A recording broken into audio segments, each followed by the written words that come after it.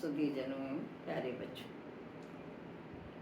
मैथिली शरण गुप्त की साकेत महाकाव्य से ये कविता कैकेयी का अनुताप, इस पर आगे पीछे हम लोगों ने चर्चा की। उसमें माता कैकेयी के उस रूप को देखा कि वह कितनी दुखी हैं। और है ना, वह सिंही अब थी हा गोमुखी गंगा। हाँ, वह सिंहिनी की तरह गरजने वाली रह, हमेशा शासन करने वाली रह, आज्ञा आदेश देने वाली रह। आज बिल्कुल शांत राम वनगमन के समय जो सिंहिनी की तरह गरज रही थी, वह रानी आज गोमुखी गंगा की तरह शीतल और शांत दिखाई दे रही थी। कुहासे से घिरी हुई चंद्रमा की किरणा की तरह बिल्कुल कांतिहीन दिखाई दे रही, दुखी। आगे का अंश आज हम आगे देखते हैं और आप देखेंगे कि किस तरह से गुप्त जी ने पाठक के मनोभाव जो घृणा से पहले भरे हुए थे उसको बदलने का वो किया है। मनोवैज्ञानिक स्तर पर उन्होंने पाठक को सोचने पर बिल्कुल मजबूर किया है कि ऐसा किया जा सकता है परिस्थितिवश। आगे चलिए देखते हैं क्या कहती है कि दुर्बलता का ही कैकेयी भगवान राम से कहती है, अपने पुत्र राम से कहती है कि दुर्बलता का ही चिन्ह विशेष शपथ है, सौगंध का नाम। मनुष्य के मन की दुर्बलता होती है, जब वो कमजोर पड़ने लगता है तो सौगंध लेता है कि सौगंध ले लेंगे तो ये काम करना। तो दुर्बलता का ही चिन्ह विशेष शपथ है, पर अबला जन के लिए कौन सा पथ है। वो अपने आप को इस समय अबला कह रही हैं कि एक नारी जो अबला है उसके लिए सौगंध खाने के अतिरिक्त और कोई मार्ग नहीं रह जाता है। से कहती हैं कि यदि मैं उकसाई गई भरत से हूँ, यदि मैं उकसाई गई भरत से हूँ, तो पति समान ही स्वयं पुत्र भी खूं। कहती हे राम, मैं तुमसे और पूरी समाज से कह रही हूँ कि अगर भरत ने मुझे उकसाया राज्य लेने के लिए, तो जैसे अपने बुरे कर्म की सजा मिली कि मैंने पति को खो दिया, वैसे ही मैं पुत्र को भी खो दूं, पुत्र भी मृत्यु को प्राप्त हो जाए।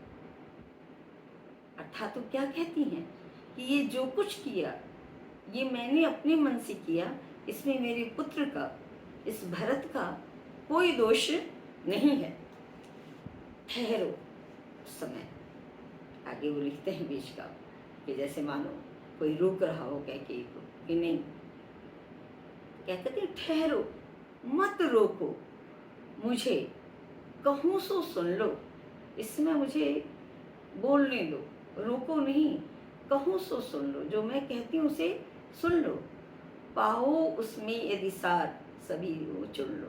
अगर उसमें सार मतलब तत्व की कुछ चीज़ें, अच्छी चीज़ें पाओ तो उसे ग्रहण कर लो, क्योंकि मैंने तो गलती कर दी, आगे के लोग ऐसी गलतियां ना करें। तो पाओ उसमें यदि सार, सभी चुन लो। करके पहाड़ सा पाप, मैंने बहुत बड़ा पाप किया, करके पहाड़ सा पाप मौन रह जाऊं, राई भर भी अनुताप न करने पाऊं। राई सरसों, आपने देखो सरसों की तरह छोटा दाना, मैंने थोड़ा सा भी, राई का अर्थ यहाँ थोड़ा, कि थोड़ा सा भी मैं पश्चाताप नहीं करने पाऊँ, ये गलत होगा। करके पहाड़ सा पाप मौन रह जाऊं, राई भर भी अनुताप न करने पाऊं। थी स नक्षत्र शशि निशा ओष टपकाती, स नक्षत्र नक्षत्रों से युक्त माने तारे, तारों भरा आकाश है, चांदनी रात्रि। तो थी स नक्षत्र शशि निशा ओष टपकाती, रोती थी नीरव सभा हृदय थपकाती। चांदनी रात्रि है, ओस की बूंदें को हंसा था ना, तो उसकी बूंदें गिर रही हैं। ऐसा लगता था कि जैसे रानी की व्याकुलता देख करके, रानी का दर्द देख करके, रानी को पश्चाताप में जलता हुआ देख करके ओस टपकाती हुई ये रात भी रो रही थी। और रोती थी नीरव सभा हृदय थपकाती। वह सभा जिसमें नीरवता थी, आवाज तो नहीं थी, लेकिन वो अपना हृदय थपका रही थी। हृदय पीटना ये मुहावरे का प्रयोग है, मतलब हृदय पीट करके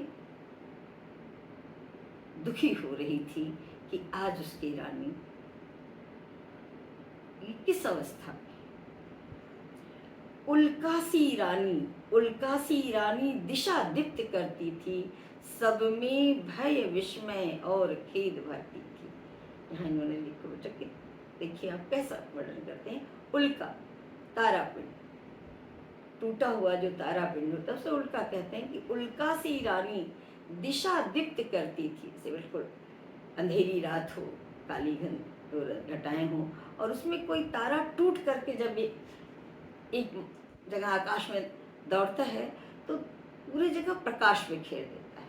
तो ऐसे ही दिशाहीन होकर वो दौड़ता है, अपने स्थान को छोड़ चुका रहता है उल्कापिंड। तो उल्कासी रानी वैसे ही जलती हुई, पश्चाताप के आग में रानी स्वयं तो जल रही है, लेकिन दिशा ज्ञान दे रही है लोगों को, समाज को दिशा ज्ञान दे रही है। सब में भय विस्मय और खेद भरती थी। जैसे तारा टूटता है तो समाज में लोग भयभीत हो जाते हैं, अरे हमने देखा कुछ अशुभ होगा, आश्चर्य भी होता है ये क्या है ना। और अगर सोच लेते हैं कि अपने स्थान से टूट गया है, कहाँ जाएगा, तो दुख भी होता है। तो उसी तरह रानी पूरी सभा में सब में भय, आश्चर्य और दुख भर रही थी। रानी के उस रूप को देख करके प्रजा को, अयोध्या के निवासियों को आश्चर्य हो रहा है कि ये वही रानी है। अपनी रानी को, जो रानी हमेशा शासन करने वाली है, सबसे प्रिय थी राजा दशरथ की, हमेशा वो राजकारी में भी साथ देती थी। उस रानी को इस रूप में देख के दुख हो रहा है। और शुरू में ही मैंने कहा ना, टकटकी लगाए नैन सुरों के थे वे। देवता लोग भयभीत थे कि कहीं भरत के कहने पे राम वापस न चले जाएं। तो यहाँ सब में भय विस्मय, देवता तो भयभीत होंगे ना कि आज वही माँ आदेश दे रही है, विनय कर रही है। कभी आदेश दिया था, आज विनय कर रही है कि हे राम तुम वापस चले जाओ। इतनी दुखी है माँ, तो कहीं राम वापस न चले जाएं। इस तरह ये बहुत अच्छा है। सब उल्कासी रानी दिशा दीप्त करती थी, सब में भय विस्मय और खेद भरती थी। आप देखें कि गुप्त जी ने खड़ी बोली में कितना सुंदर वर्णन किया है। जबकि साकेत महाकाव्य खड़ी बोली का पहला महाकाव्य, ये मैं पहले ही भी बता चुकी हूँ। ये द्विवेदी जी की प्रेरणा से इसमें इन्होंने लिखा। चलिए आगे देखते हैं क्या है। रानी तो रानी है, और क्या कहती, क्या कर सकती थी मरी मंथरा दासी, मेरा ही मन रह सका न निज विश्वासी। अधिकतर आप और हम देखते हैं कि अगर किसी से गलती होती है तो लोग अपने ऊपर न लेके दूसरों को दोष देते थे। ऐसा मैंने नहीं किया, उसने कहा था इसलिए मुझसे ये गलती हो गई। लेकिन रानी कैकेयी ने गलती की है तो वो उसको स्वीकार कर रही हैं कि क्या कर सकती थी मरी मंथरा दासी। वो मंथरा वो तो दासी थी, बेचारी थी, वो क्या कर सकती थी, उसका कोई दोष नहीं है। मेरा ही मन रह सका न निज विश्वासी, मैं ही दृढ़ संकल्प वाली नहीं, मेरा ही मन डगमगा गया, मैंने ही गलत काम किया। मंथरा का इसमें कोई दोष नहीं है। जल पंजरगत अब अरे अधीर अभागे, पिजड़े में स्थित, इस शरीर रूपी पिजड़े में गत मने पड़े हुए, ऐ अधीर अभागे मेरे मन, अधीर जिसने धैर्य नहीं रखा, तुरंत राम को वनवास दे दिया, तो जल पंजरगत अब अरे अधीर अभागे, वे ज्वलित भाव थे स्वयं तुझी में जागे। वो जलता हुआ भाव कि राम को वनवास दे दिया जाए, ये भाव तुम्ही में जगा था, तो अब ये दर्द, ये कष्ट तुम ही भुगतो, तुम्हें तो जलना ही पड़ेगा। जल पंजरगत अब अरे अधीर अभागे, वे ज्वलित भाव थे स्वयं तुझी में जागे। ये न आज ये गुप्त जी की पंक्तियों को आप देखें, क्या कहते हैं गुप्त जी कि पर था केवल क्या ज्वलित भाव ही मन में, यही कह रही है। आप समझ रहे हैं, गुप्त जी की लेखनी कह रही है कि पर था केवल क्या ज्वलित भाव ही मन में, कुछ और बचा था न शेष इस जन्म में। कि क्या केवल एक जलता हुआ भाव ही कि राम को वनवास दे दिया जाए, वनगमन करा दिया जाए और भरत को राजगद्दी दे दी जाए, क्या यही भाव मेरे मन में था और कोई भाव शेष नहीं बचा था? वात्सल्य मात्र कुछ मूल्य नहीं, वात्सल्य मात्र क्या तेरा, क्या वात्सल्य का कोई मूल्य नहीं है? अर्थात यहाँ वो क्या कहना चाहते हैं कि वो पुत्र प्रेम था, वात्सल्य था। यहाँ वो कैकेयी के प्रति पाठक को सोचने पर कह रहे हैं कि हर माँ ये चाहती है कि उसका पुत्र बहुत सुखी रहे, सबसे उच्च पद पर। तो क्या जलता हुआ भाव ही था कि राम को वन में गमन दे दिया जाए? भरत मेरे पुत्र थे, भरत राजा हों, भरत के प्रति जो प्रेम था, मोह था, क्या उसका कोई महत्व नहीं है? वात्सल्य का कोई महत्व नहीं। अर्थात तो कहना चाहते हैं गुप्त जी कि वात्सल्य भाव था, पुत्र के प्रति मोह था, इस कारण ये गलती है।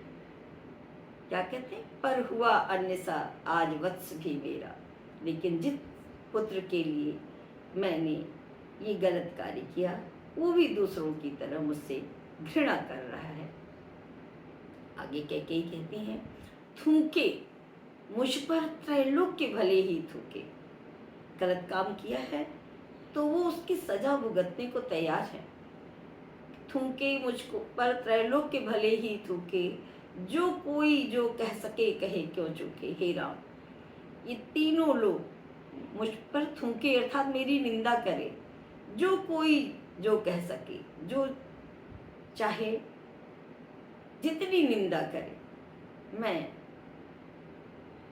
उसके योग्य हूँ। मैंने गलत कार्य किया है, घृणित कार्य किया है, तो संसार तो मेरी निंदा करेगा ही और मैं उसे सहन करूंगी। छीने न मातृपद किंतु भरत का मुझसे, रे राम दुहाई करूं और क्या तुमसे। आप देखिए, वही कैकेयी जो एक सिंघनी की तरह थी, वही आज दुहाई कर रही हैं, राम से दुहाई कर रही हैं कि हे राम, त्रैलोक्य मेरी निंदा करे, जिसको जो कुछ कहना है कहे, किंतु भरत की मैं माँ हूँ, ये पद, भरत की माँ होने का पद मुझसे कोई न छीने। हे राम, यही मेरी दुहाई है तुमसे, यही मैं प्रार्थना करती हूँ। आप जानते भी होंगे कि तुलसीदास जी के रामचरितमानस में वर्णन है कि भरत ने कैकेयी को माँ कहना छोड़ दिया, इसकी वो दुहाई करती कि हे राम, मुझसे, मैं भरत की माँ हूँ, ये मातृपद मुझसे कोई छीने नहीं। कहते आते थे अभी सभी नरदेही, माता न कुमाता पुत्र कुपुत्र भले हो। कि अभी तक सारे मनुष्य कहते थे कि माता कुमाता नहीं होती, पुत्र भले ही कुपुत्र हो जाए। है पुत्र पुत्र ही हुई कुमाता माता, है पुत्र पुत्र ही हुई कुमाता माता, बस मैंने इसका बाह्य मात्र ही देखा, बस मैंने इसका बाह्य मात्र ही देखा, दृढ़ हृदय न देखा, मृदुल गात्र ही देखा। हे राम, मैंने इसका केवल बाहरी कोमल शरीर देखा, इस कोमल शरीर के अंदर इतना दृढ़ हृदय है, ये मैंने नहीं देखा। मैंने ये देखा कि मेरा ये पुत्र इतना सुकुमार है, इसे राजा होना चाहिए, सेवक का कार्य नहीं, इसलिए मुझसे ये गलती हुई। परमार्थ न साधा, परमार्थ न देखा, पूर्ण स्वार्थ ही साधा। परमार्थ न देखा, पूर्ण स्वार्थ ही साधा। मैंने परोपकार नहीं देखा, मैंने ये नहीं देखा कि भरत को राजगद्दी दे करके, हे पुत्र तुम्हें वनवास दे करके पूरी प्रजा व्याकुल हो जाएगी, इस तरह बर्बाद हो जाएगी। मैं स्वार्थी हो गई थी, तो परमार्थ न देखा, पूर्ण स्वार्थ ही साधा। इसलिए ये तो आज हाय आज यह बाधा, इस कारण ही आज इतना संकट आया हुआ है। अर्थात तो ध्यान दिखाते हैं कि अगर व्यक्ति स्वार्थी हो जाता है, स्वार्थ के वश में अंधा होकर के कोई कार्य करता है, तो उसका दुष्परिणाम उसे भुगतना पड़ता है। युग युग तक चलती रहे कठोर कहानी, युग युग तक चलती रहे कठोर कहानी, रघुकुल में भी थी एक अभागिन रानी। युग युग तक चलती रहे कठोर कहानी, रघुकुल में भी थी एक अभागिन रानी।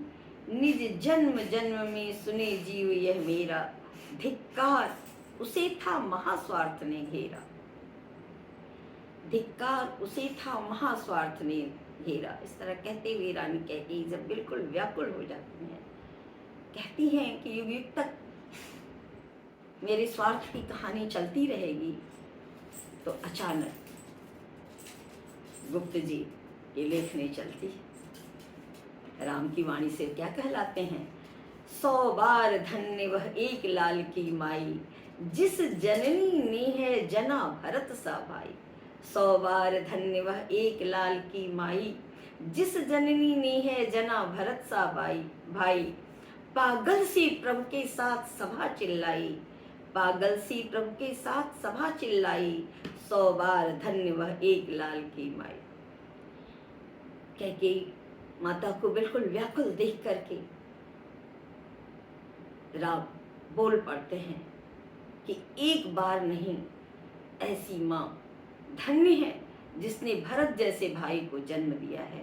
और राम के मुख से ये आवाज निकलते ही पूरी प्रजा जो हाँ मनाने के लिए गई थी, एक साथ पागल होके चिल्लाती है, 100 बार धन्य वो एक लाल की माई, जिस जननी ने है जना भरत सा भाई। इस तरह आप देखें कि गुप्त जी की लेखनी ने आपको हमको किस भाव को दिया कि 100 बार धन्य वो एक लाल की माई, जिस जननी ने है जना भरत सा भाई। अभी तक के राम काव्य में जहाँ लोग माता कैकेयी से घृणा करते थे कि उन्होंने वनवास दे दिया, उनको पश्चाताप की आग में जलाया और एक भाव उठाया कि भाई पुत्र मोह था, इस कारण किया। आगे और पश्चाताप की आग है, क्योंकि वहाँ पे और वर्णन है कि लोग मोह के नशे में बहुत कुछ करते हैं, तो लोग कहते हैं कि ये नशे में था, माफ़ कर देते हैं। तो मोह भी, पुत्र मोह भी एक नशा था, उसमें मैंने ऐसा किया। इसको अगले वीडियो में हम लोग देखेंगे। आपने हमें सुना, गुप्त जी की लेखनी के इस जादू को देखा, इसके लिए बहुत बहुत धन्यवाद एवं नमस्कार।